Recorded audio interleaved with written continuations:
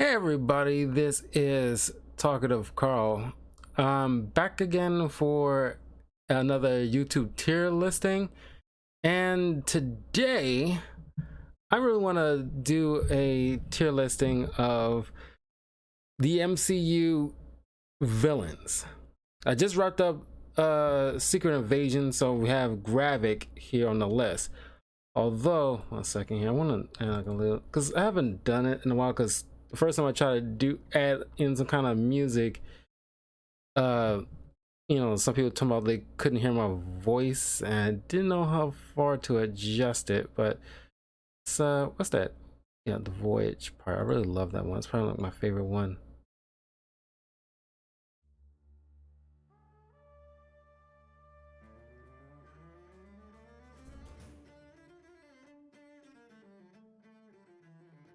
I'll leave it at 5. Hopefully it's not too bad.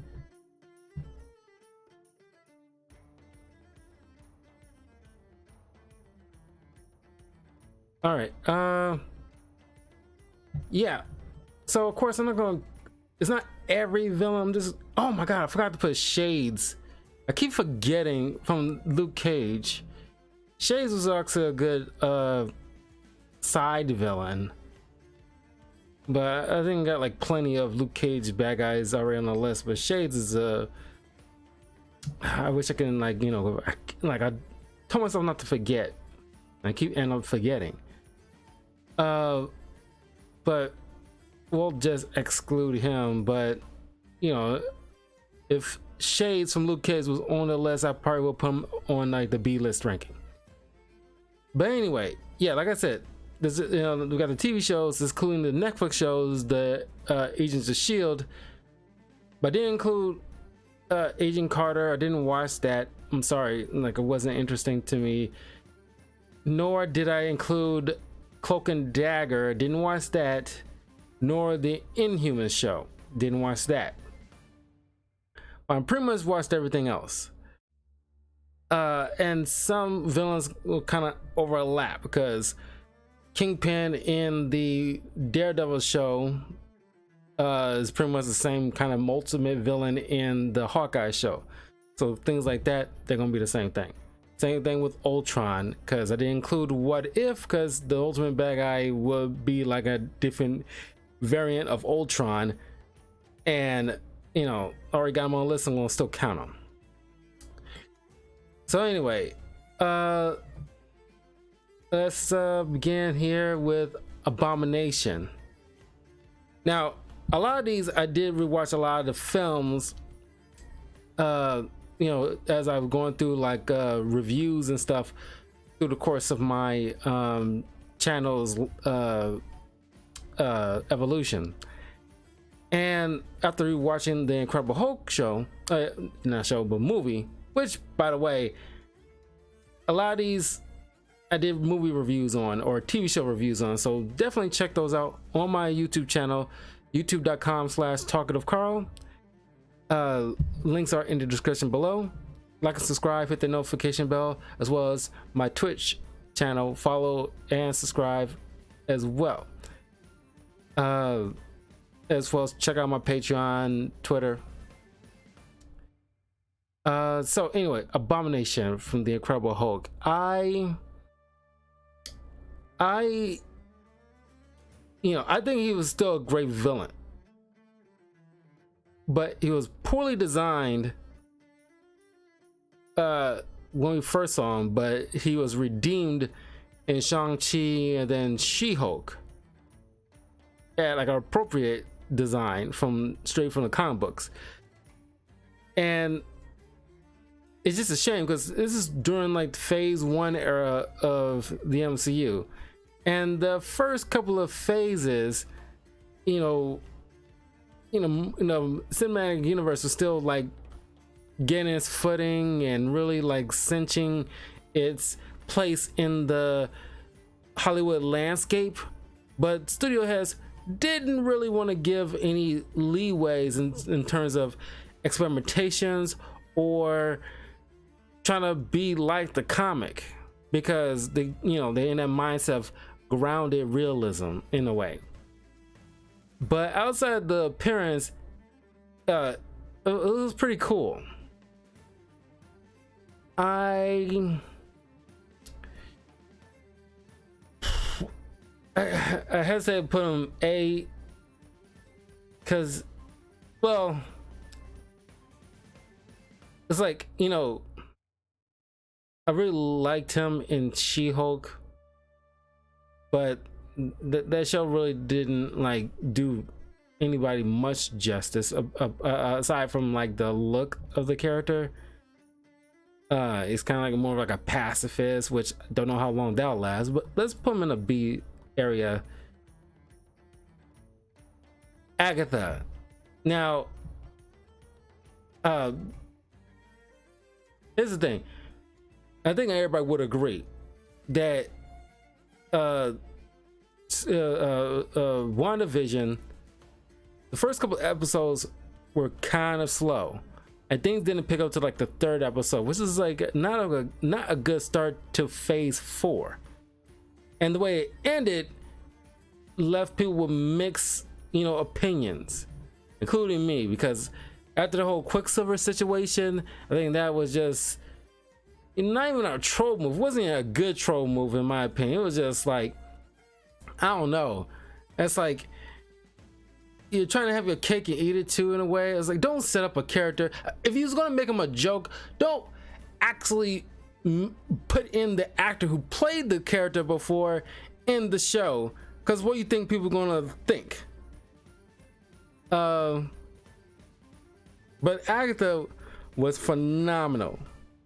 You know, Captain Hart, we really made that character pop, and with that song, you know, that really like, you know, cinched her place in the MCU. But also the comics kind of, you know, retroactively are trying to, because Agatha Harkness has always been like this old lady, this old witch, but now they kind of retroactively in some kind of like Strange Academy storyline, retroactively trying to make her young again to match what it is with the MCU, which in my opinion I don't care for that much, because it's one way I be like, you know, we don't want to confuse the readers. Well, the readers gonna have to, you know, it might sound crass, but they're gonna have to learn to accept that some things are different in terms of the comic books from what they see in TV and movies. And she could be young in the MCU, but she's an old broad in the comics. And if they having trouble, you know, rationalizing that in their mind, well, it's kind of tough titties if they can't just look it up. You can't hold their hand, they're gonna do the freaking homework or come to a realization things are different. But aside from all that, the character, for right now, after the way things end, I'll put it in A tier. A for Agatha. If, you know, because, you know, every once in a while, probably have to reorganize certain characters, because we only got a little blurb of her. Because like most of these villains have like a big long arc where they like, we know where we stand with them. Like Thanos, I'm gonna cut to the chase. Yeah, he's definitely S tier. We know where we stand with him because he had like a very solid arc. We only got like a blurb of what we know from Agatha so far. So for right now, I mean, she has potential being S tier, but for right now, A tier.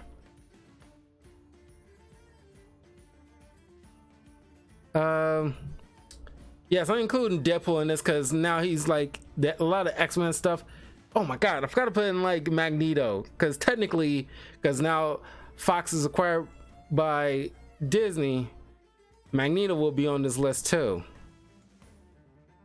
But you know, I just don't want to drown too much stuff in here now that I'm thinking about it. So but if Magneto was on the list, because I don't even know which Magneto we're gonna be dealing with, I hope we still get Michael Fassbender, but I have my doubts. But I will put Magneto in his totality between Fassbender and I forgot the actor's name, the older one,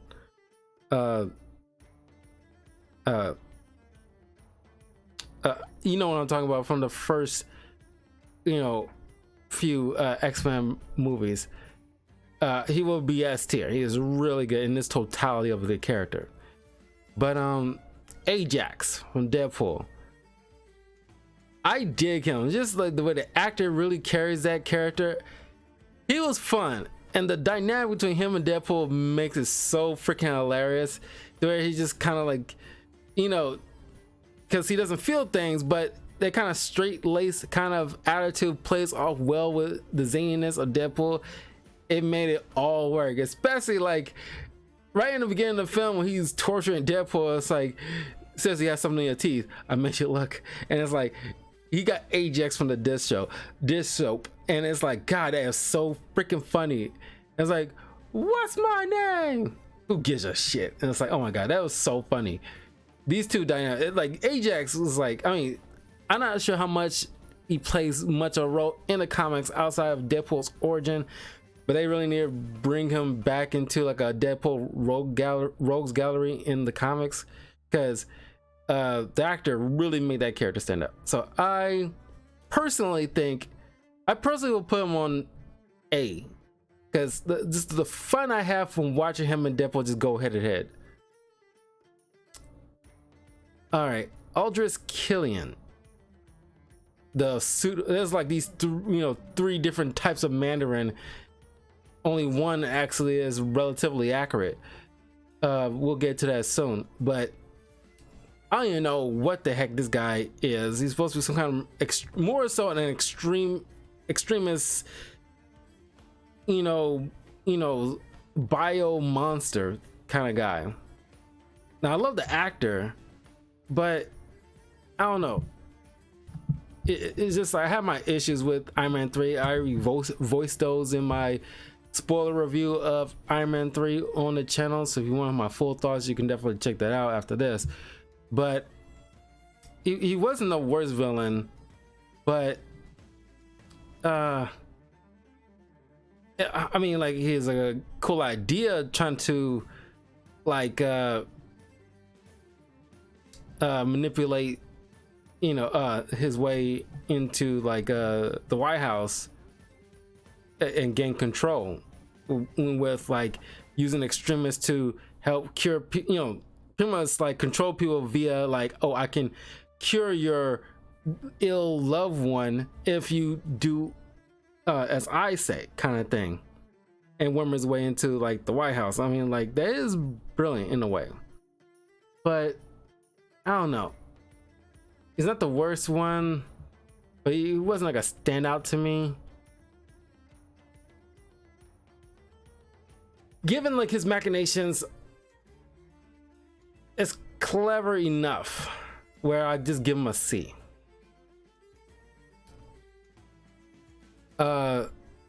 Then you got the Winter Soldier.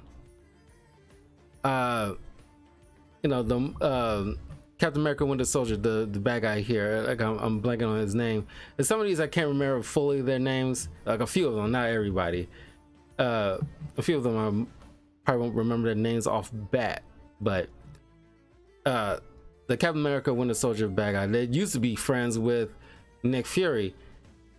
Now this movie is fantastic, although the primary focus is on the Winter Soldier, but this high-ranking Hydra agent who you know was a part of SHIELD this whole time and completely betrayed and pretty much held the whole world at gunpoint in order to pretty much take over. I mean, it's like scary in a way. And the actors Gravitas really, you know, he doesn't see, a lot of people will appreciate villains that doesn't have to be all big and bombastic. They're quiet, reserved, like, you know, I got power, I know when to wield it, I don't need to be showy about it. But it's just that moment when he's in the kitchen talking to his, like, you know, the Winter Soldier, and his maid just happens to walk in because he forgot a purse, and he have to just shoots her. It's like, oh man, I'm sorry, man, because no witnesses. And without hesitation, this shows a cold ruthlessness if he has to. And goes to show to Captain America's point about with Nick Fury early in the film. It's like, this isn't freedom or protection. You're holding the whole world gunpoint and calling it safety. Like, like be good or we'll kind of thing. It's like that's not freedom. There's too many others is like better, but then he is like because he's definitely like potential to be S.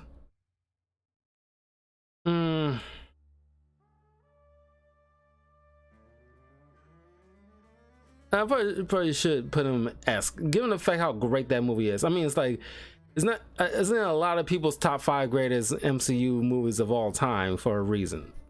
But I think it's mostly because of the Winter Soldier, not because of him.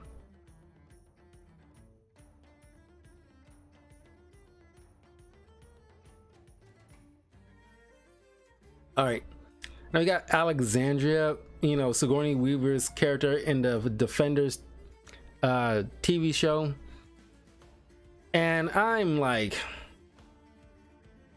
everybody was hyped for this freaking TV show. We was waiting for the that big team up like we got with the first Avengers movie, with Daredevil, Jessica Jones, Luke Cage, and Iron Fist all team up to deal with the hand once and for all, because 2 of which of the shows they have to deal with those guys. But now some members of the hand has connections with the other 2, from what I recollect, the other 2 characters that didn't deal with the hand in their shows, but they are because they're like essentially immortal beings from Kunlun, so they've been around and they got their hooks into a lot of stuff. But it's just because I don't have all the members. I got Madame Gao here because she was still kind of a standout, as well as Nobu, he's on here, and Alexandria. And of course there was like this black guy who was amongst them, and this other Asian guy, but I don't recall them being like that much of a standout. But so far as Alexandria is concerned, she they kind of died unceremoniously as I can remember, and it's kind of lackluster because you expect somebody like Sigourney Weaver, that who you cast in this major role as probably like the biggest threat to the Defenders, but she was only there just to revive Elektra, and that's it. You expected her to be like an opposing threat that requires all 4 of these people to bring their powers together to combat this, and that was like, it was so disappointing. You like, what you waste Sigourney Weaver's time. But unfortunately I'm gonna put her in an F tier. That is, given the fact that the trailers really sold this TV show hard, and you just like the perfect example of a letdown. Am I got anything to say? No, but please let me know what your opinions are so far. Okay, we're gonna be like going through the there's 7 Agents of Shield bad guys that I feel they're a little bit more prominent than in the others. There's only like what was like 8 seasons of Agents of Shield, I think. But we got Ida, Whitehall, Garrett, you got crap, I just had the name, Rent Ward, who eventually turned to this hive monster, and we got Graviton and Mr. Hyde. Now I remember Graviton because he only had, there's only maybe a couple of Avengers comics back in the day that he, you know, was in. I didn't read, but I seen like highlights from panels. But the only time I seen him very prominent in a Marvel type of thing was in the Avengers TV show that aired on Disney XD during the first season opening of the show, where he's coming after Nick Fury after getting busted out of prison, seeking revenge that causes, you know, all the Avengers members to come together, deal with, you know, in their own unique way, and then with their powers combined, took this guy down. And that was amazing. That I really want to do that, rewatch the Avengers show, but of course, after a few seasons, the quality of the show kind of dipped. I don't think I gotta check and see if it's on Disney Plus. But Ida was in the same season where Ghost Rider was in, Robbie Reyes' Ghost Rider, and I think that's like the third season. And like the first season and the third season, well, a little bit in the second season, because that kind of ties into Civil War situation. So I say like the first 3 seasons of Agent of Shield were pretty solid. First one was probably the best, but man, things kind of like was getting spotty in second season. But man, it kind of perked right up when you start dealing with Ghost Rider. Man, that was amazing. But then of course it fell right off for me, sadly to say. Like I pop in every once in a while, but it was just to see how it ended. But man, it was like not the worst show, but definitely it was like, it was probably because the showrunner was having like a situation, you know, beef with like Kevin Feige with the movie thing, and that's why they stopped trying to co-mingle after the second season. But Ida is pretty much like a LMD trying to take over, like, you know, using like virtual world to take over people, something like that. She's, from what I remember, I really liked her. I can't remember her through and through. Whitehall is pretty much like a Hydra agent, you know, trying to rebuild everything. Garrett, secret Hydra agent, you know, who tutored Ward, and they both became Hydra agents. Hive was in like the whole situation, still tangled up with the whole situation with Inhumans, or somehow, like I said, I barely remember. It was like, yeah. And then they started going off to space for some reason. I don't know. And I barely can remember Graviton outside of what his mission was, because this was like in the tail end of Agent of Shield before the season, before the series completely wrapped up, and they dropped the name of Thanos, and it's leading into the whole situation with the Infinity War. So how I put this, I put, just because Bill Paxton and the actor of Grant Ward, these two were fun to watch.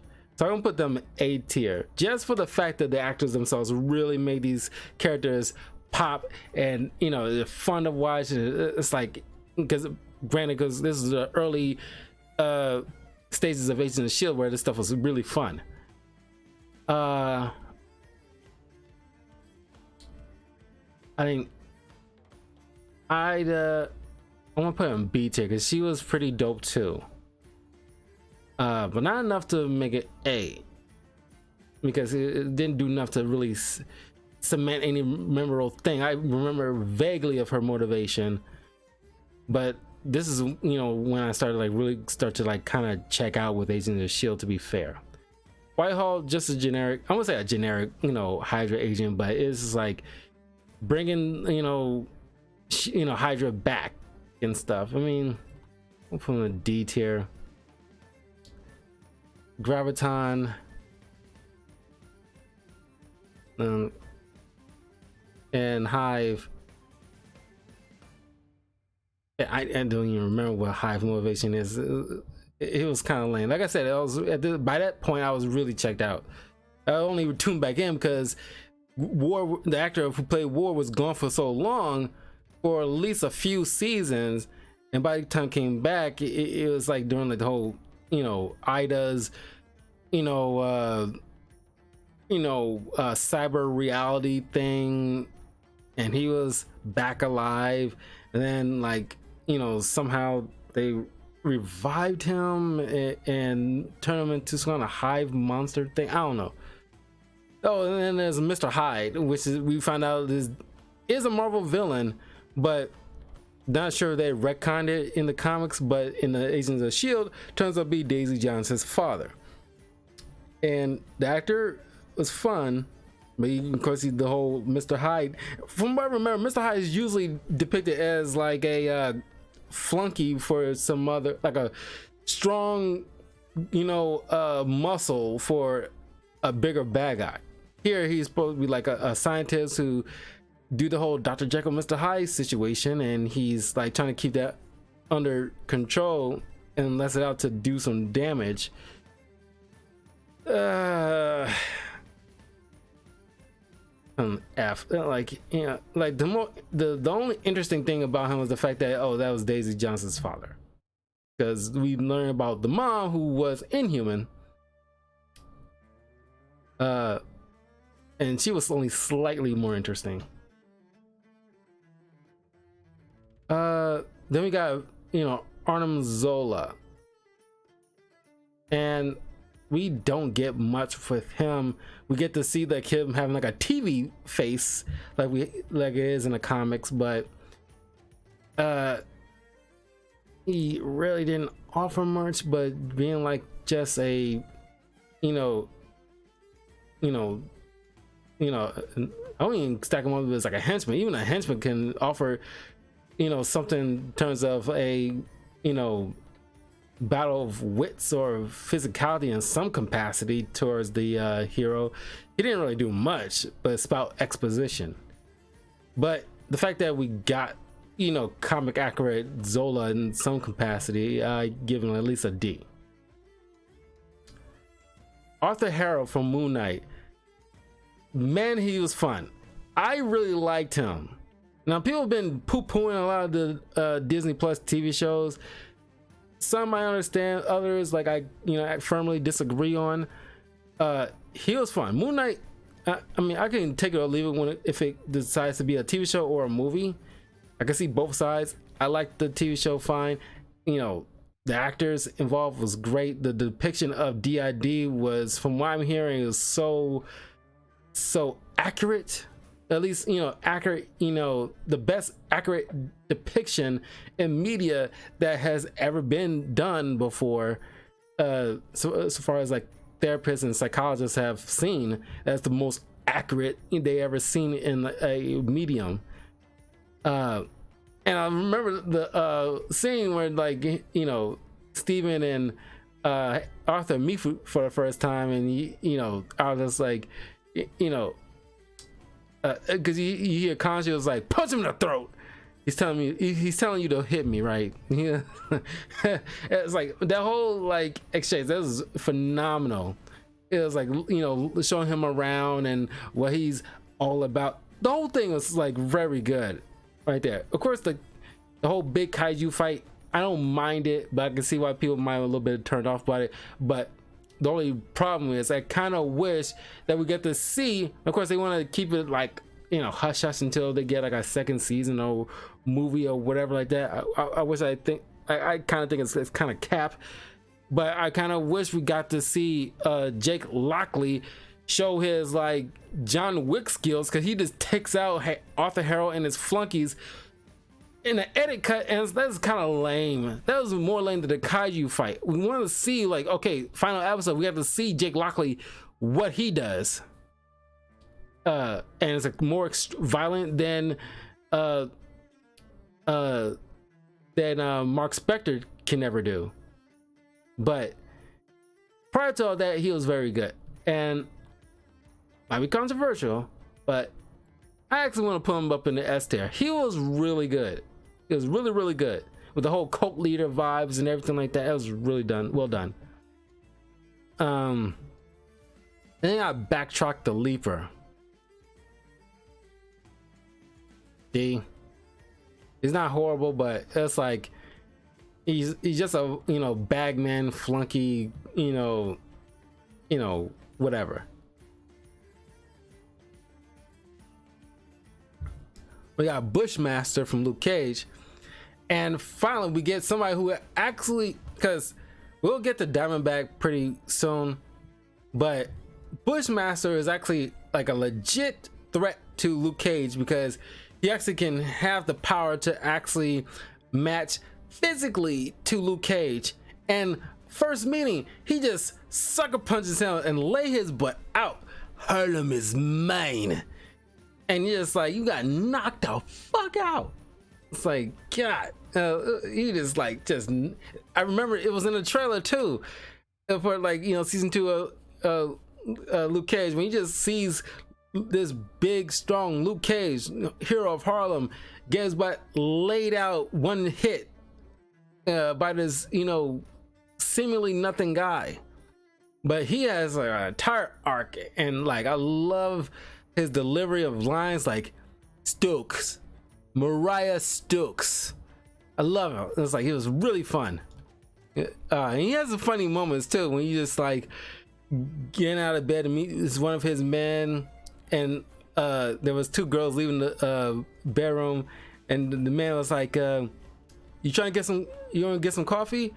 Did you just see me get 2 scoops? I don't know, that cracked me up. I don't know why it did. It's just like really great delivery. I would put him at least A tier. Bushmaster was really good. That was a really good villain, and like it's like the writers understood that, okay, Diamondback was a letdown and supposed to have been something akin to what Bushmaster brought, but the whole stupid suit, kind of was lackluster, and they kind of placate Diamondback to be this next Kingpin like figure, but a little bit more crazy.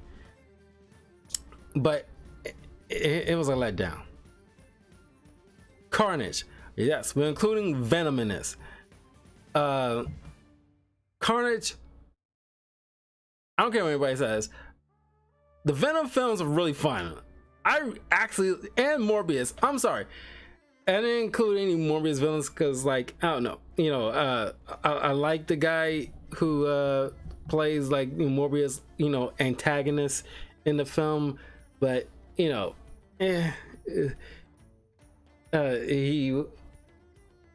was fun enough, but it's like he's not like one of those kind of notable, I wouldn't say notable villains, I don't know, it's just he was fun, but Morbius is like kind of like a true villain in the same way with Craven was actually probably gonna be like a true villain, even though he's fighting somebody who's probably worser.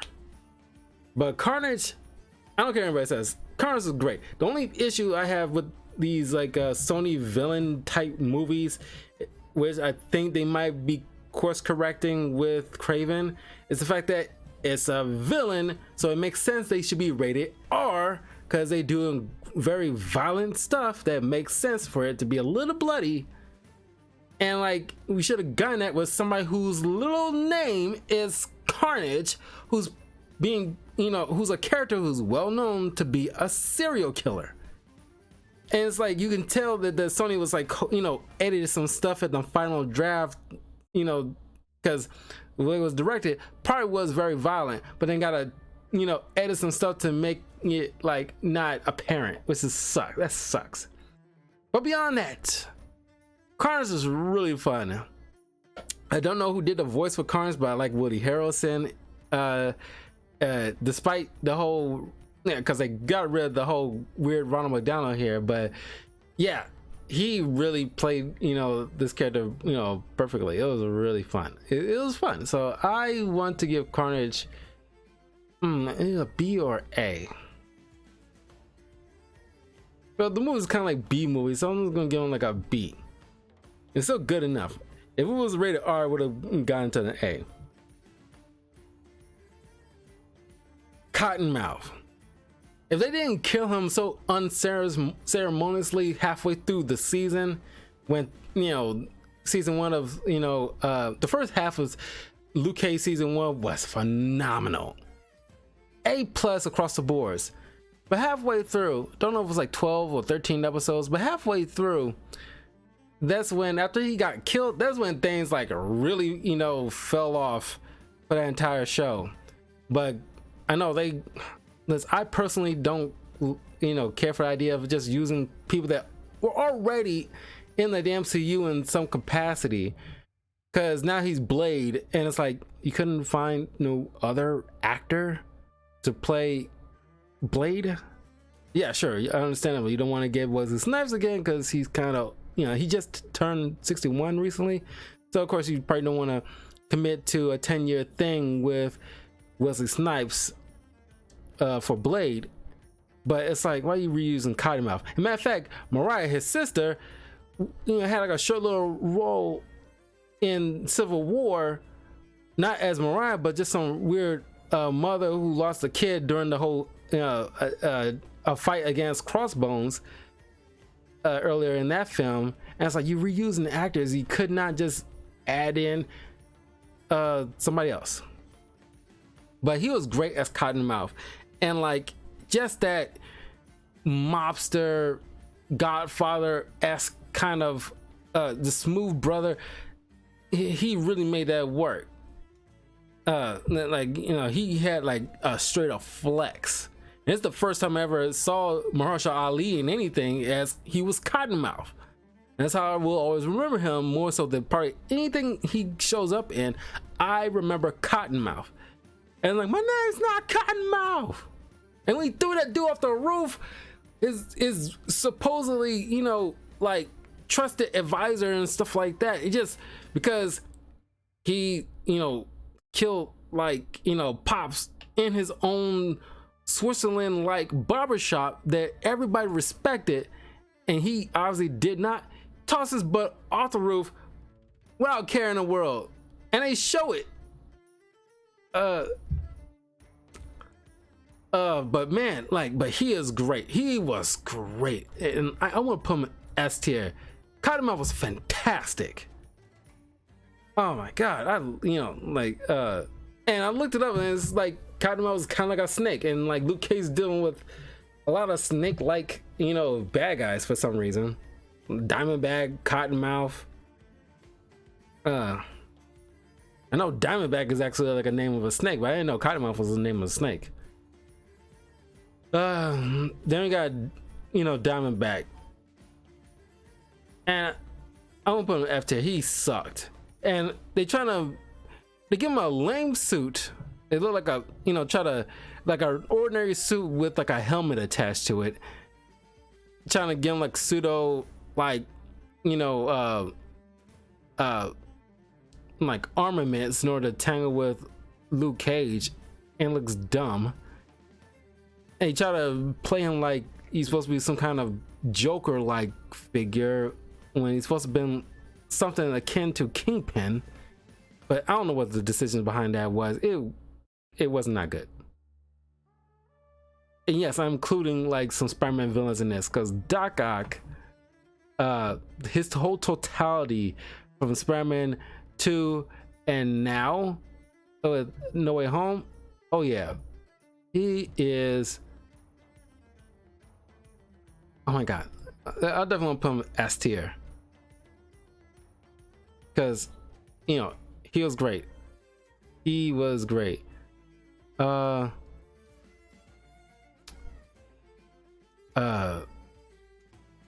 already went over like the review for Spider-Man 2 and No Way Home, so, you know, I say my piece on that. But yeah, you know, Alfred Molina did a phenomenal job, and then it's like he has not missed a beat. None of them really missed a beat, despite the whole COVID situation, you know, that was, you know, pretty much, I won't say clearing up, but we was just getting out of it, and they still managed to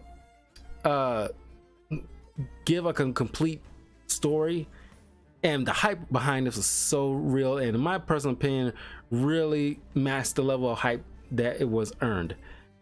And you give like, and the good thing, like, I reviewed all the previous Spider-Man films before we got to No Way Home, so that way, like, people, like, you know, there's some people out there who want to throw out the line like, oh, it's just nostalgia bait or nostalgia the movie, and it's like I'm pretty sure it was banking on you knowing the previous films, so because they was yanked from a moment in time in a different universe before they died.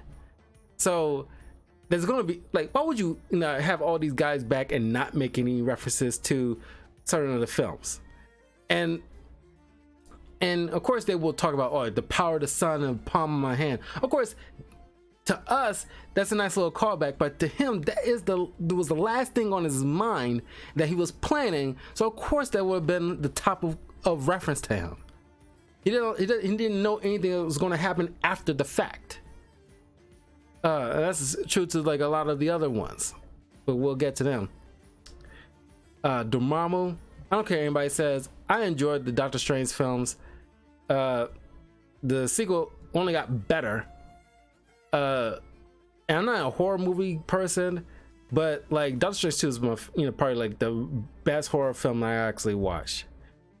But Dormammu, so much fun, and of course, you know, you got like Benedict Cumberbatch playing dual roles as Doctor Strange and his arch enemy Dormammu.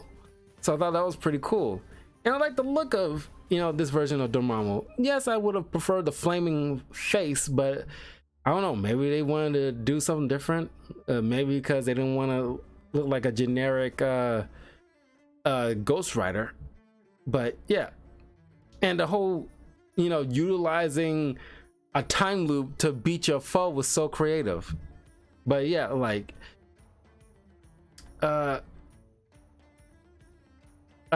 yeah, I personally want to give him an A, because just the fact that, sure, we don't get enough time with him because he only shows up at the tail end, but I want to count the fact that in the time loops we probably been in that in probably longer than we realize. So he's pretty much like stuck in this loop killing Doctor Strange, but he keeps coming back and you're stuck there. So I can't achieve my goal, I'm stuck because you know you threw something from your universe into mine, so I will return the favor by giving you time from my universe, and now you're stuck.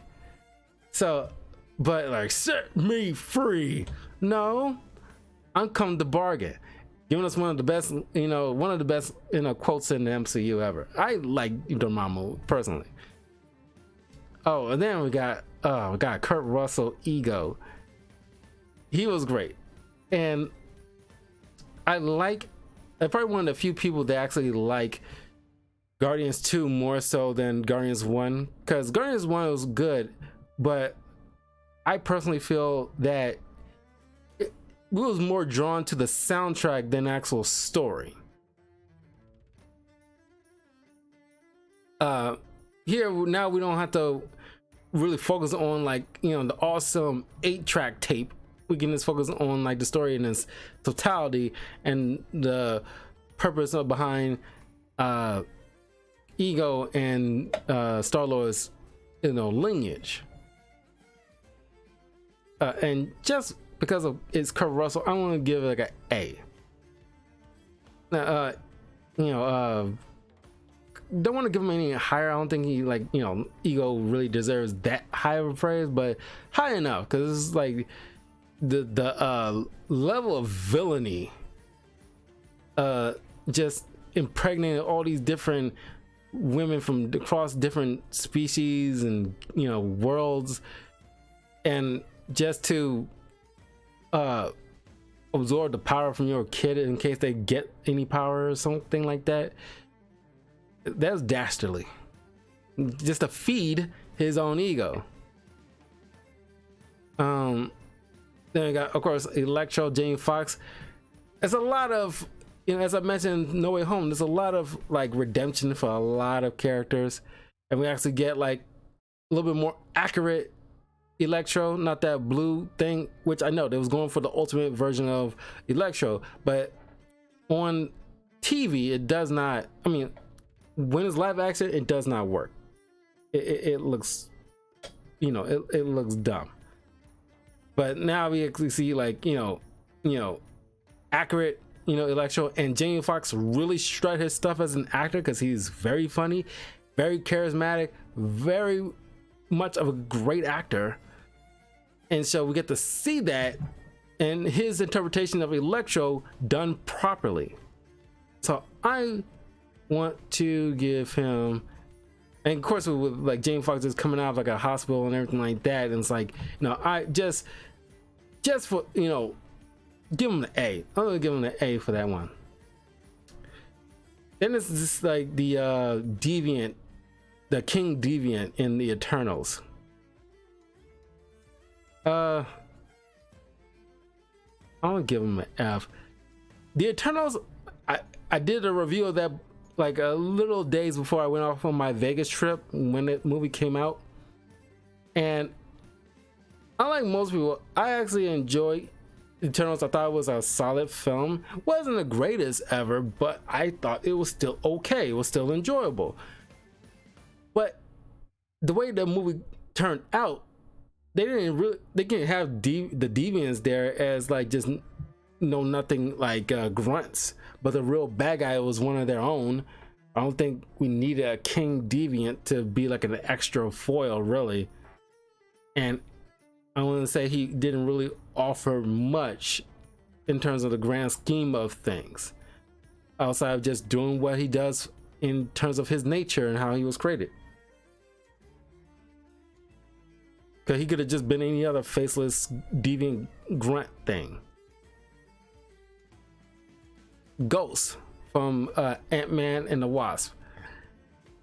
Unlike Taskmaster, which we'll get into, I don't mind the idea of like a gender swapping of Ghost, but I like this interpretation of Ghost fine.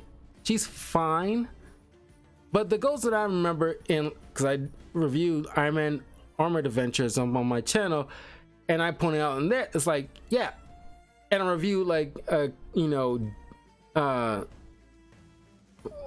precursor, I think it was Demon in a Bottle or the precursor to Demon in a Bottle, a comic book review, on the channel, and I pointed out that Ghost is pretty much a not cyber terrorist, but like he's a saboteur for hire. He just goes to other. He's hired by certain companies to infiltrate using his ghost-like intangible suit to go inside a particular area, sabotage it for the benefit of the person he got paid for. He's pretty much like Deathstroke. Like he gets, he's paid to do a job, he's gonna do it. He's not as skilled as Deathstroke, but he pretty much operates on that same kind of philosophy. And we don't get that here because like they go in their own way with it, and she's going to be in the Thunderbolts movie, and I kind of wish they maybe they'll do like a reworking a bit to where like during this course from the moment that we saw her in Ant-Man and the Wasp up to the point of the Thunderbolts, in between that time she's been working under Elaine Bennis, who is using her to sabotage other companies and stealing secrets, and that way she'll be like the like a more accurate-ish Ghost. But so far right now, I'll put her in a C. She was just very okay. Gore the God Butcher, man. Thor: Love and Thunder is probably the first time I actually understood what people were complaining about for a while prior to that, whereas like the MCU's weird formula where like they want to insert jokes in everything when certain serious scenes need to play out, and it's like, oh god, I see it now, and it's like, it's kind of bad, man. I did not care for that. That was not fun for me, and it's like, all right. And hopefully Taika Waititi, when he's not having threesomes, can realize and like, okay, I need to dial it back by at least 20% with the jokes. but Gore the God Butcher, and I reviewed the Thor story on my channel. The first Thor comic book that I did on my channel was covering Thor's fight against Gore the God Butcher, and this dude is freaking lethal, and you know, just absolute maniacal, crazy, just single-mindedly just want to just eradicate any god, no matter how small or how big. They got to go, and he's pretty much want to commit mass deicide, and they didn't really apply that in the live action, at least not thoroughly. And Kristen Bell did a phenomenal job, but it's like clearly like the Necrosword is going to be like a piece of Null, the god, ironically, of the symbiotes. That's how he was able to, in the comics, kill all these gods. Here, it's like maybe they touch here, maybe they expect us to know a little bit, and they kind of spring it on us later in the next, you know, maybe the next Thor film or something else in like an Avengers film, maybe, I don't know. But here, it's like, as far as like the character himself, I still have fun with him. Was he comic accurate Gore? No. But what Kristen Bell was able to do with it, I still enjoyed him enough. Despite the Taika Waititi isms surrounding him, he still was pretty dope. So I'm gonna at least give him a B. A very generous B, more so because of Kristen Bell's performance. And the fact that a scene where they in that black and white world and the sound was pretty much like a little low, and aside from the goat screams, but that the cinematography was, you know, fantastic in that specific part. It was really, really good. Grandmaster, oh my god, Jeff Goldblum, man. In case you don't know, the Grandmaster in the Marvel Comics is related to the Collector. They're brothers, and I really want the MCU at some point have Jeff Goldblum and Benicio del Toro come together in a similar scene. These two brothers, because they always butt heads in the comics, and I want to see Goldblum and del Toro like just really like bouncing off each other. Man, that is gonna be like, that's chewing the scenery at its finest, man. But I love Jeff Goldblum in this role. Perfect casting choice. I love Thor Ragnarok. It was really good. And of course they had to, this is when they had to change course with the director, and when we were first introduced with Taika Waititi here, and it's like, oh, some people didn't care for the jokes, but I think a lot of people understood where they're coming from by Love and Thunder. But here, I think Ragnarok was like a good balance of, you know, a good serious moments and his comedic style. And I mean, I have fun with this, and man, Grandmaster was a whole lot of fun. Was he the main like, you know, adversary? No, but he was like a roadblock they had to overcome to get to the main villain. But he was so much fun, man. Just, I don't know, I just watched Jeff Goldblum and you just be entertained. You can always count, just like with Nick Cage, you can always count on giving, like, no matter what material, give it his all. And just because he's Jeff Goldblum, I'm going to put him at like S tier. That was really fun performance. Okay, now we had Gravik from Secret Agent, and it's the first Disney Plus TV show. I'm gonna put him in the F tier. Just like this is the first Disney Plus TV show that I actually really did not care for. No. Oh man. Well, I put the show D tier, but I put the main villain F tier, more so because, man, it's like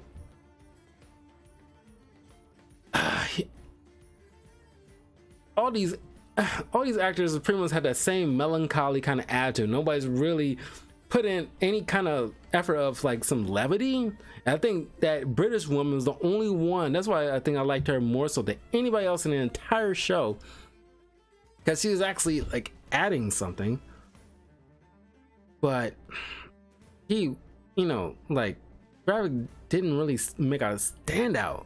I think that's the problem with a lot of these F tier villains right now. They don't do nothing off from us as far as like a standout in any way. At least personally, I don't think so. It's like, how many spy movies that got the same kind of guy like Gravik that just wants to cause, like, you know, war, you know, like trick people into going to war. But then, oh my god, Willem Dafoe, Green Goblin. Yeah, I'm just gonna cut to the chase. S tier. I don't care what everybody says. Green Goblin is honest, you know, Willem Dafoe is like up there with like Heath Ledger in terms of like best villain, like great psycho villains, and it's like you get to play real Green Goblin. I still remember, like, I love watching, you know, certain trailer reactions, but Spider-Man No Way Home was like one of my favorite trailer reactions, just to hear everybody just holler and like just get overjoyed. And not just trailer reactions, just movie reactions in the theaters, just seeing like Green Goblin, Willem Dafoe actually in the suit and actually fighting and just doing this big brawl in this hotel with Tom Holland Spider-Man and just like suplexing him into the ground and into another floor of the building. And it was like a brutal fight, man. And he just like laughing maniacally, like, stop hitting me and hit me attitude. It was like, oh my god. And like, man, like he gave it his all. Man, I freaking love this film, and like all the villains did a great job. I don't care what anybody says.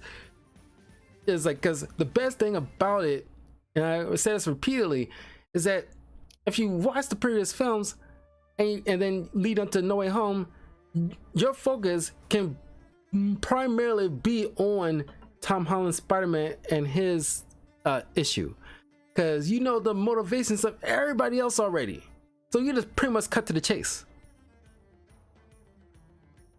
Hella, oh my god, Cate Blanchett, oh my god. I seen Cate Blanchett and other stuff, but this movie really, I forgot to put her on my discussion video that I did a couple of weeks ago. The type of women I think that has that Sami energy, the step on me mommy energy. Hella has that hella step on mommy energy. Cate Blanchett, man, she really made that goth look. Oh my god, she made that work, that green black goth look, and just that cool transition where you just pull that, you know, hair back and the horns start popping up. The only difference is in the comics and in actual Norse mythology, Hela is the daughter of Loki, but that's not how it is in the MCU, which is kind of the one drawback I have against it, but it's fine. Just made him like a sister to Loki and Thor. But man, she took out a lot of people. The Warriors 3, even though it was very unceremoniously, they took out the Warriors 3 except for Sif. Just Sif and Thor left out their little core group, but she like took them out like a snap. Like, wow. And you would kind of hope she would be like the MCU's version of Lady Death, because Hela is the goddess of death, and have like a thing with Thanos. But that's something like, man, that would have been dope. But dang, man, it's still, despite that, it's still fun. She was great, and I personally want to put on an S tier too. She was fantastic, great villain. Got High Evolutionary. I know it's only been a couple of months since Guardians 3 came out, and yeah, he was pretty dope. I don't know, he's just not like on that same level of dope as the other S tier. I can't personally, I'm pretty sure other people might put him on S tier, but I personally cannot put him on S tier. But he was still, the actor's still great. The motivation's there, and like he's just like a crazy mad scientist pretty much. But definitely a unique, you know, has his own unique thing going on. And like the actor really gave it his all, man. That is top tier acting performance. But I will put him at least A tier, a very high A tier, as a matter of fact. Jigsaw from The Punisher. I like the actor. I think I like the character Jigsaw more so in season 1 than I did in season 2, even though in season 2 you got the comic book accurate look of Jigsaw with not let's say accurate because he's still like a handsome dude, but he just looked like they just put like, you know, stitches in random places and like call it a day. And it's like I don't know, they kind of could have uglied him up a little bit more. But I don't know, they kind of should have just still, they did when it's dealing with this amnesia crap, and it's like, God, that is just like, you could have at least like, you know, nixed that idea, at least kept it for maybe 1 or 2 episodes, but then get into like, no, this is Jigsaw, you know, military, you know, mindset, you know, very can charm you and just like, you know, take care of you in a split second. They kind of, you know, I want to say flip flop, but it's like, man, you took too long to get to Jigsaw, and yeah, you want to see him actually like, you know, go to war with Frank Castle right almost in the middle of the streets or something. But it's, the firefight was kind of lackluster. You kind of expect one, but the actor really still, you know, made it still pretty good. I want to put him in C. He's very, he's still good. Juggernaut, man, Deadpool 2, Juggernaut. He sounded like very comic accurate, and it's still voiced by Ryan Reynolds from what I remember. And it's like, yeah, this dude is like, just that fight with him and Colossus is so much fun.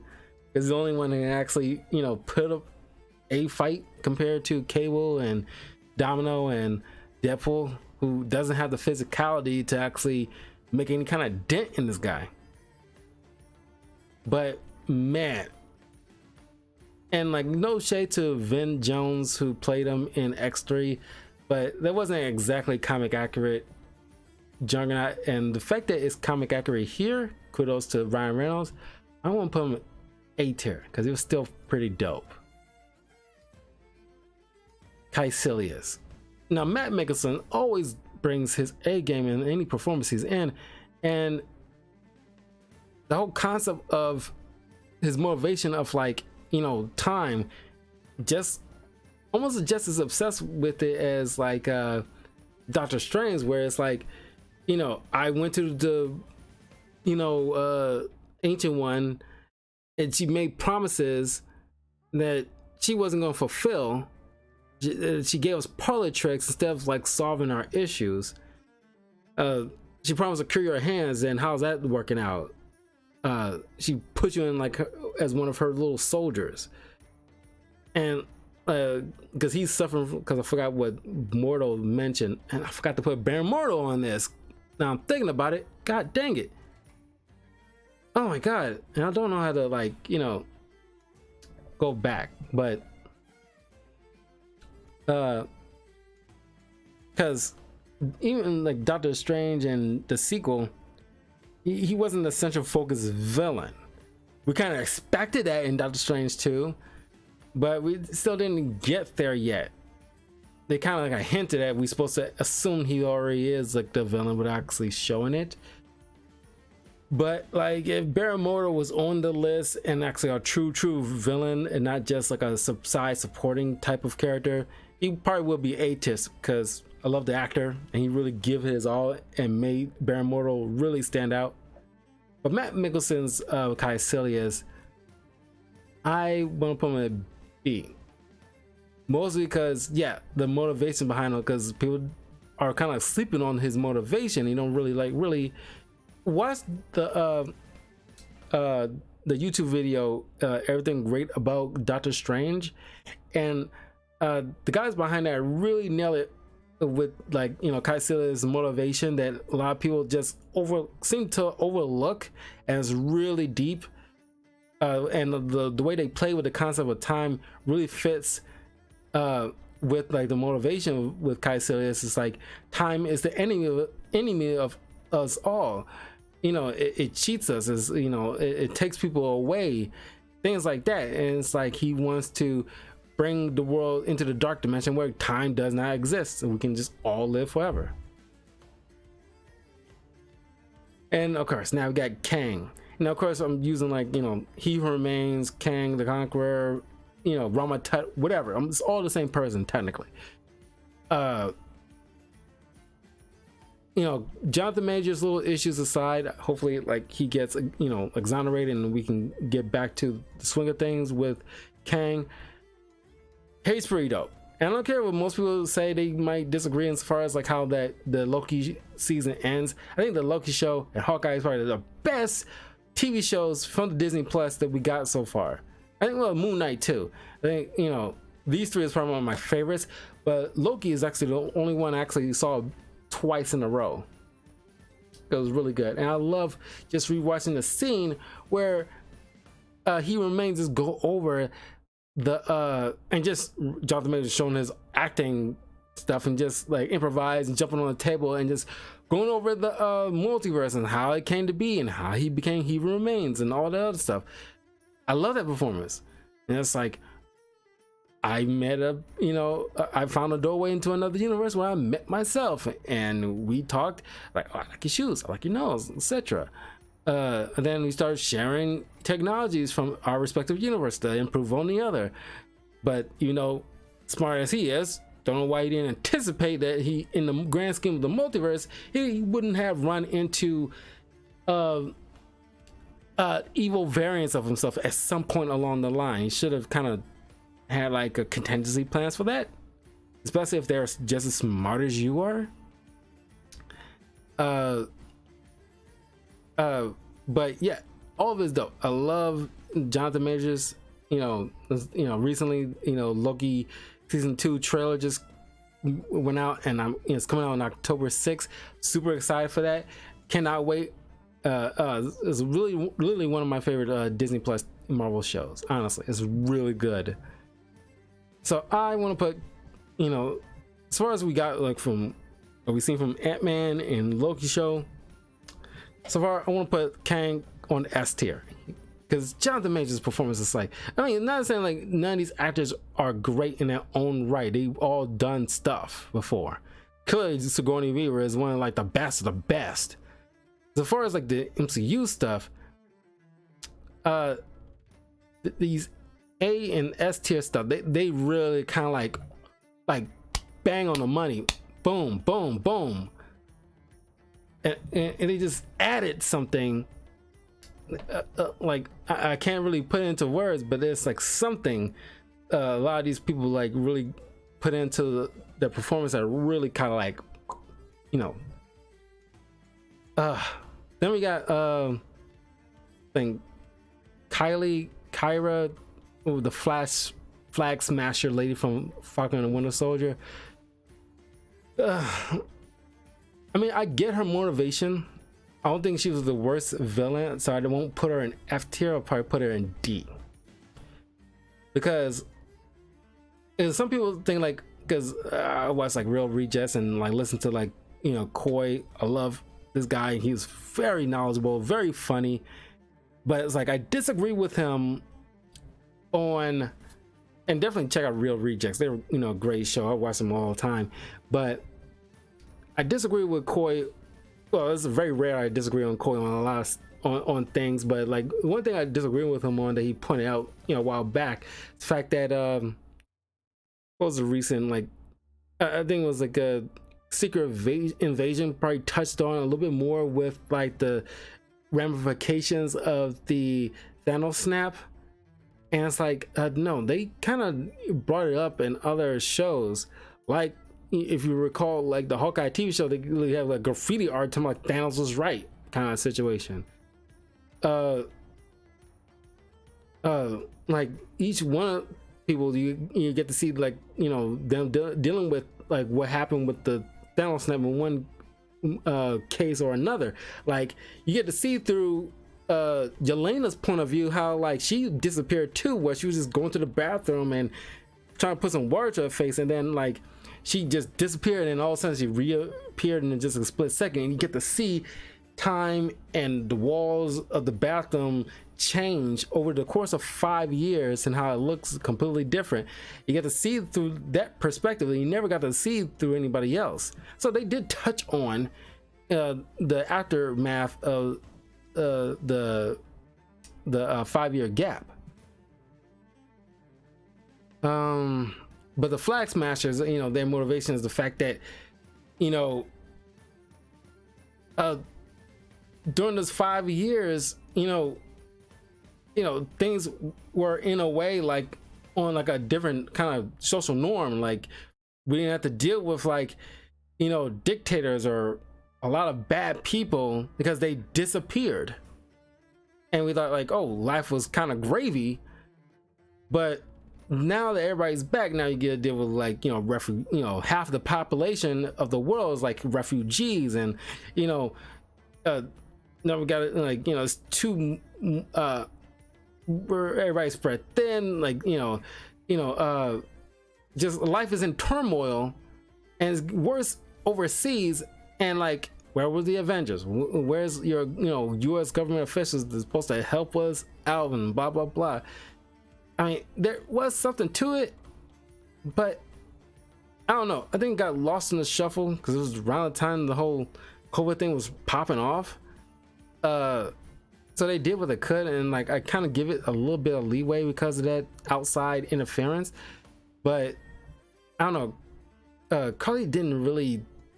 I think it's Carly or Kylie. I can't remember. I know it starts with a K, but she really did not like, you know, like make herself like a real adversary for.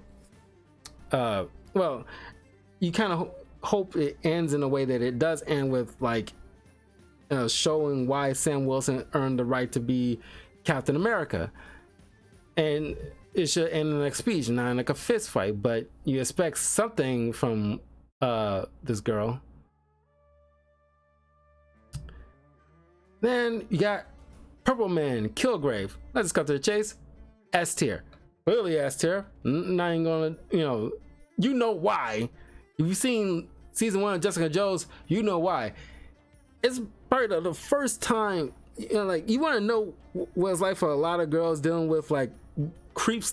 No, I know people want to throw around toxic masculinity and like, guys with power trips and abuse and all the other stuff. This is the prime example of what you should apply those labels to, because not every guy is like this, but you get to see the inside of a girl's mind when you see this guy behave the way he does, and it's like, ew, get the frick away from me, you disgusting guy.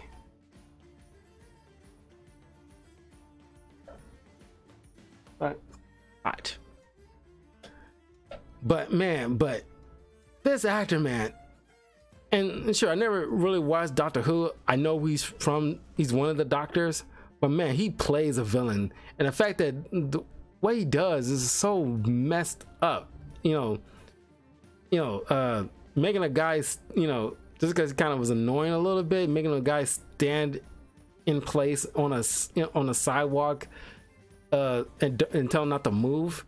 Then like, just because he needed like a driver, he tells the guy to like put his own baby out on the sidewalk and chauffeur him around, and causing him to like, because the wife didn't believe him about what happened.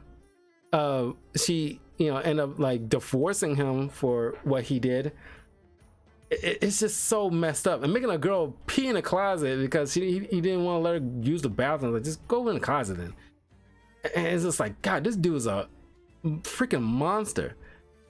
It just does whatever he wants to. And see, like, what happens when somebody has that kind of power to just influence people, because it's kind of like the ring of power.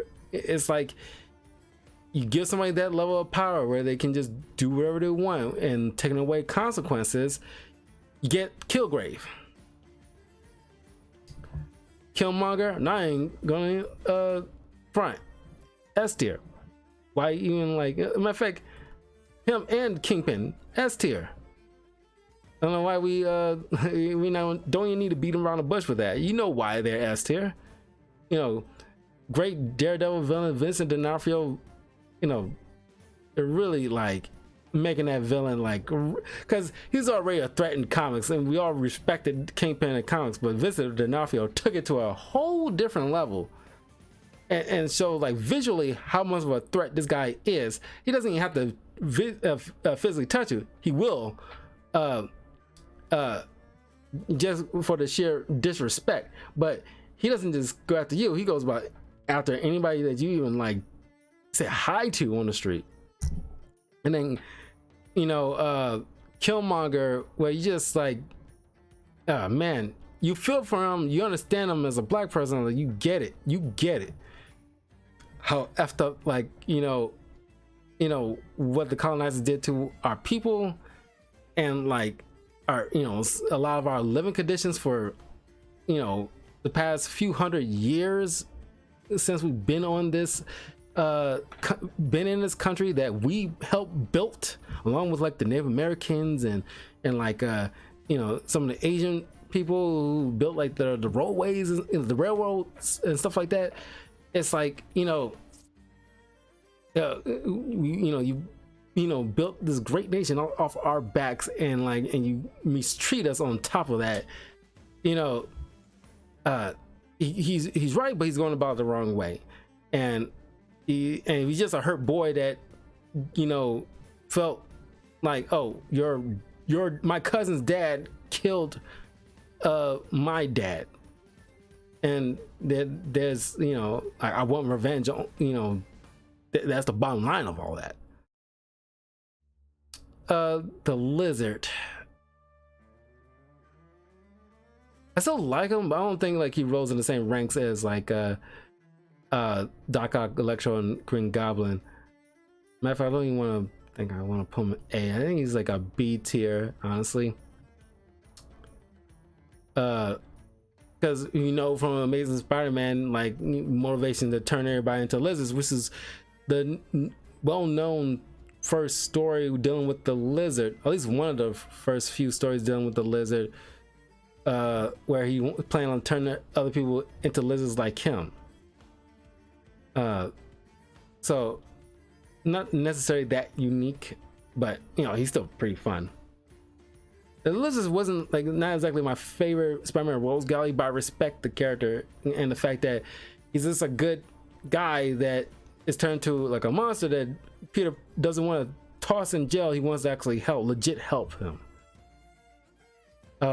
Loki, now of course they, you know, kind of retroactively, not kind of, they definitely in the comics and currently in the MCU, he's kind of retroactively kind of like a good guy now, but, you know, so far up to the point of the Loki TV show, he was technically a villain. So just I know it's not the case anymore, but I thought like it kind of behooved me not to put him on the list anyway. So he's still S tier. When he was a villain, he's S tier.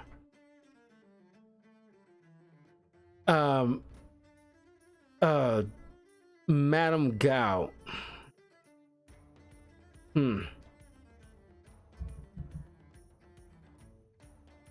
She did pose a serious threat, and like Kingpin, just kind of the calm demeanor and strike when it's appropriate. Hand leader, she is okay, just okay. Malakath, didn't even care for. It's not even the Malakath's fault. It's the fact that the whole movie in its entirety of Thor 2 was garbage. And I don't care what Endgame tried to do to make it work, it still was garbage movie. I really do not ever want to watch Thor 2 ever again. I don't care how people, you know, complain about Captain Marvel film. I enjoyed it 1,000 times better than, you know, like Thor 2. Thor 2 is probably like, I did like a tier listing ranking on the MCU films and TV shows. That is definitely bottom of the barrel, as it's probably only slightly better than Inhumans and Iron Fist. Slightly. The Mandarin.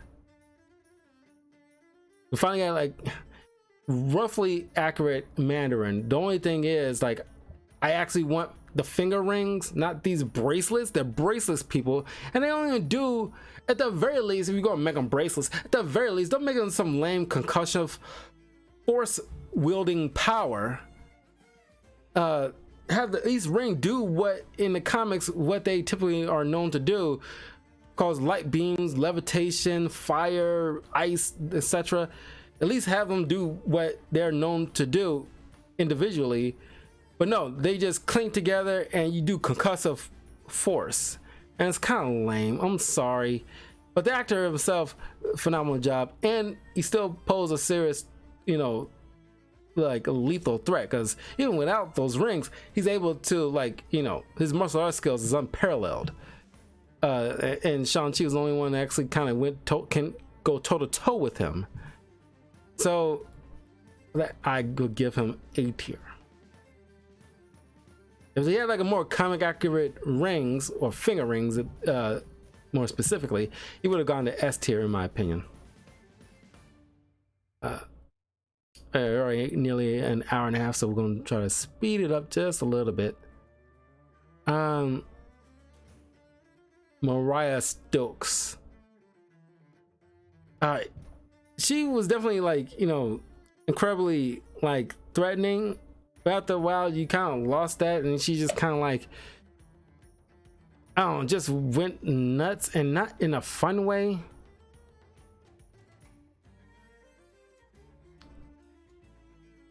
I don't put her just okay, man.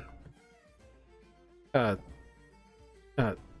want to say she was boring, but I don't know, like her shift in attitude, because she seemed like more rational, like, you know, Cottonmouth was early on in season 1, and all of a sudden, after she kills her own brother, then it's like yeah, sure, you can say she snapped, but then it's like you don't even get to see like a slow decline. It seems very quick, you know, quicker for my taste. Okay, I know these guys are the same person, but this whole, you know, I kind of wish they made like MODOK a entirely different person, not the same guy. But God, I do not like the weird face. I'm not a dick. F tier, but Cross with Yellow Jacket thing, I think I put him in. Oh, I don't even know if I'm put him in C. I'm gonna put him in C mostly because of the Yellow Jacket costume. That looks pretty dope. But Cross seems just a discount version of Obadiah Stane. But I give him a C just because of the suit. Looks so much more badass than you would have seen in the comics.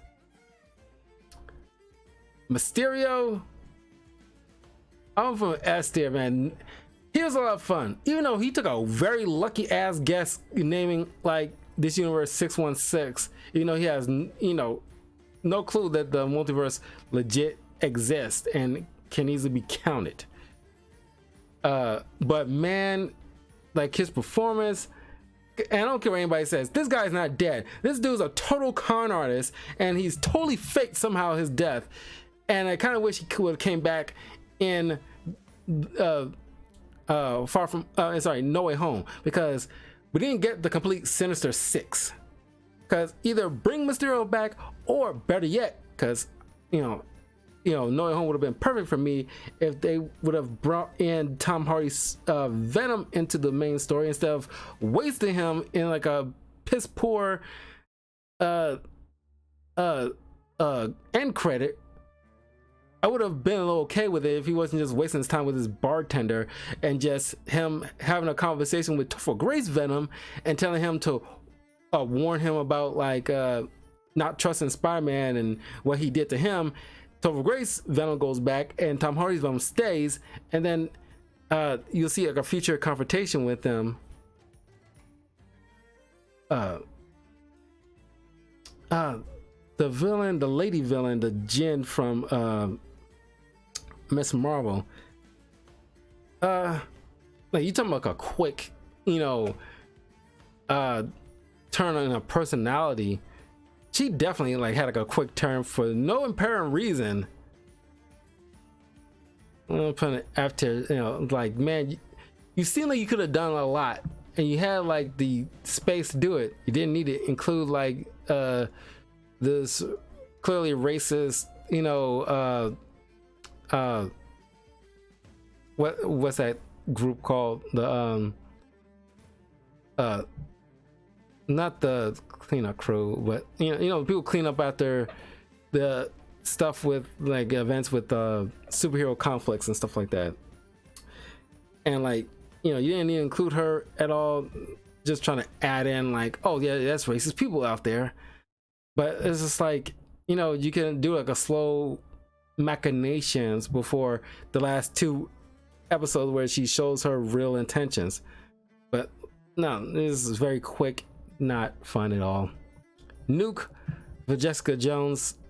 Was it season 2 or 3? I think it was season 2. You know, like another F. You know, like he was not entertaining at all. And then again, the comic book character wasn't entertaining at all either. He showed up probably one time dealing with like a Daredevil in like a Born Again, I think it was Born Again situation. Red Skull. Technically, we only see him in the first Captain America movie, but of course he pops up in Infinity War and Endgame, but not even by the same actor. But given the fact that what we know of Red Skull and how much of a threat he is, and one of the top tier comic book villains of all time, I'm gonna put him in like the A tier. Ronan the Accuser.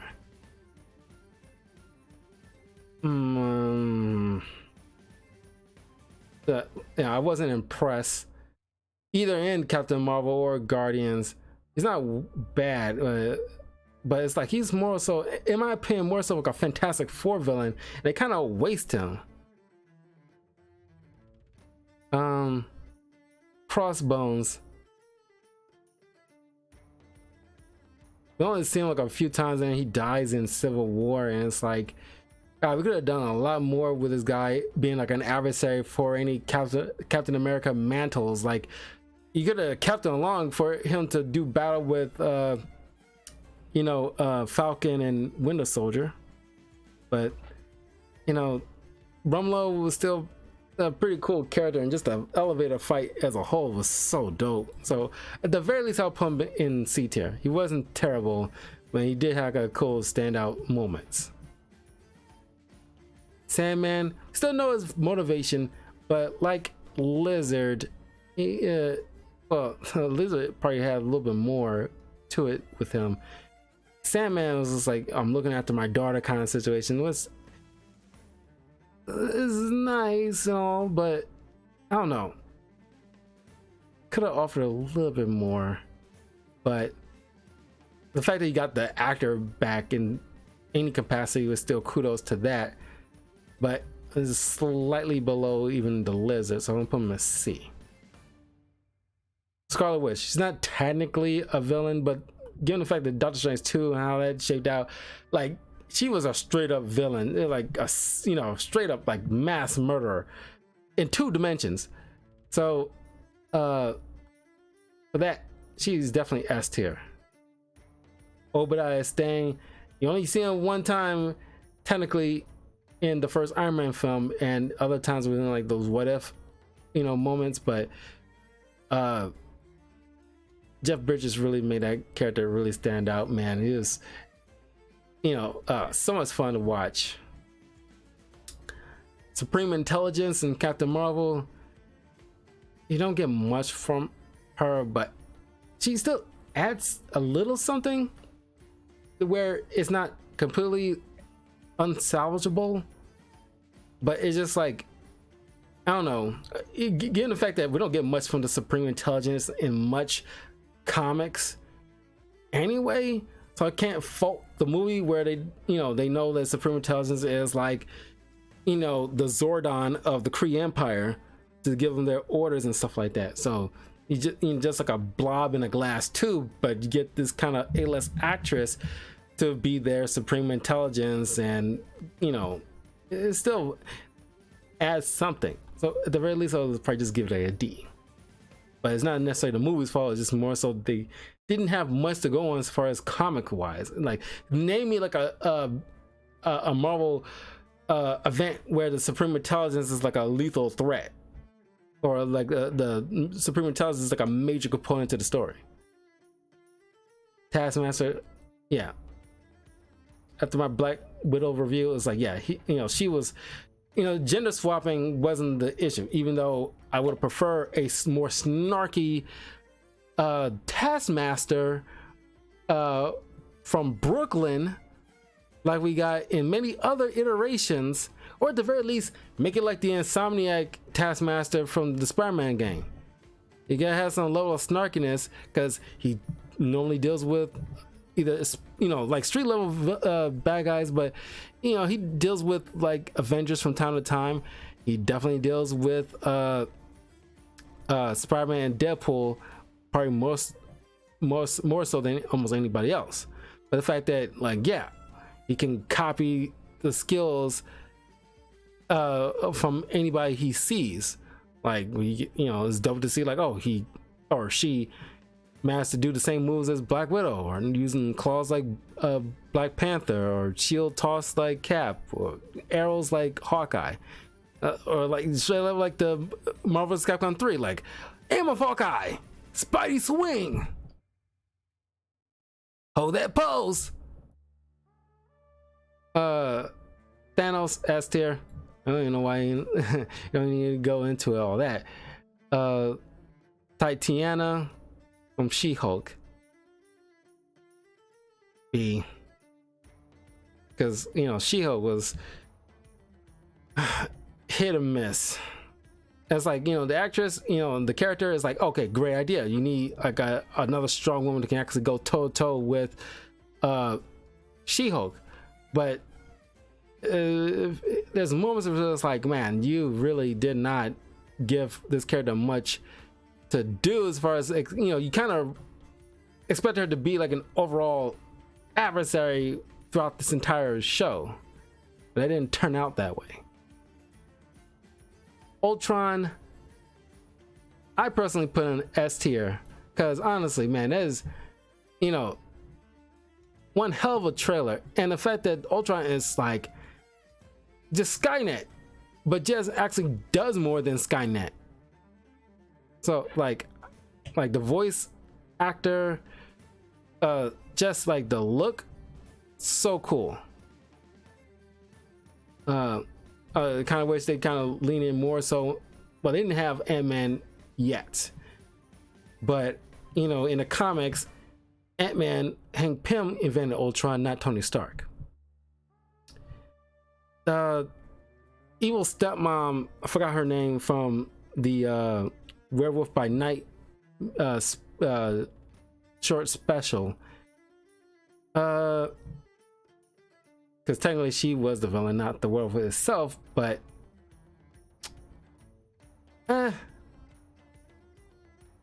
because I love the whole cinematography and all the overall feel of the show, I'll give her at least a C, because she's still entertaining, and it's like you don't know, you know, what her motivation was and what was she like, you know, like how this whole thing turned out, because you don't know much about like Elsa Bloodstone and her familial line like that.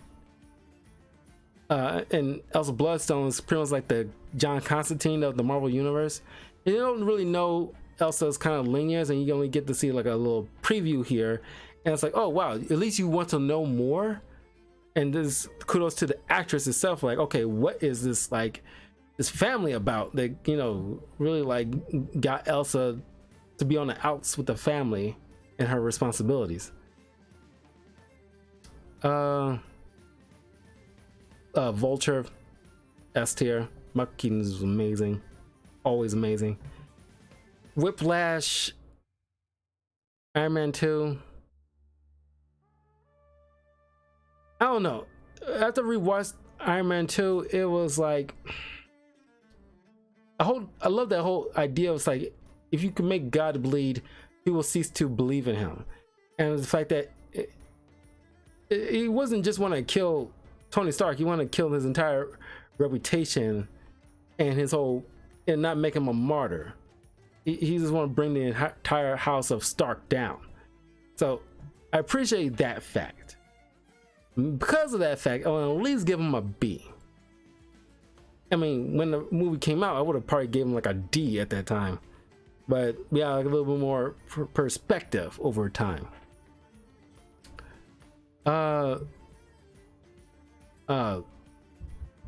Crap, what's his name? Von Strucker. You only get to see him a little bit, man, in Avengers 2, which kind of sucks. Because like what's his name? The TV head guy. It's like you didn't get much. So I'm gonna put him in D. Then you got the hand leader, at least one of the other heads of the Hand clan, Nobu. Nobu's pretty dope, and he got a lot more screen time. He probably should have been like the leader of the Hand altogether instead of Alexandria, because we've been with this guy for such a long time. He has technically more of an arc than she does, and since she didn't offer much, at least Nobu can actually put up some decent fight, give him some increased power in some capacity, mystical means or something, just to have him go toe to toe with the defenders. He would have been a better overall bad guy for them to fight. But as far as what we got, I at least want to give him a B. And finally, Zemo. S. And on the top of the fact that we finally got like a comic accurate sockhead Zemo. Oh my god, incredible. And the fact that he's literally, I mean, other than maybe Thanos, he's literally the only other villain. I'm pretty sure Killmonger could probably come up with the same idea, but he's literally the only other villain. Well, of course, Kang, he killed tons of different kinds of Avengers, but you know what I mean. But the idea of like not making the same mistake as previous people who went up against the Avengers, is like, no, go to head and head was a bad idea. They come together, they will beat you every time. The best way to deal with the Avengers is have them, deal with each other on inside out. Divide and conquer. And it makes it easier for you to like deal with them. And it's such a brilliant move. Very ingenious. And I love it when other villains kind of like adopt that kind of mindset in other mediums that I've seen. It's like, yeah, especially like we did like the same thing with like the Justice League or or the Fantastic Four. These teams that are very strong when they're together, but cause infighting, they're not as effective anymore. But that is my MCU villain tier list ranking. Like I said, I forgot to put Baron Mordo, but he'll probably be A-listing, and Shades from Luke Cage, he'll probably be in the B category. But at the end of every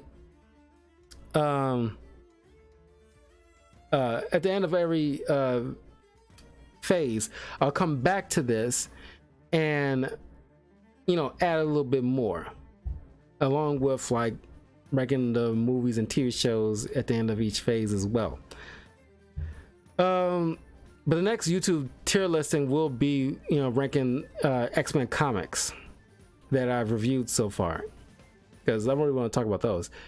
But I'll probably see you guys in like 15 minutes while I play a little bit of FF16 for tonight. But let me know in the comments below what you think of my ranking. What changes that you agree, what changes do you want to make, what do you agree, what you disagree with me on this ranking at all. And anyway, I will see you guys soon.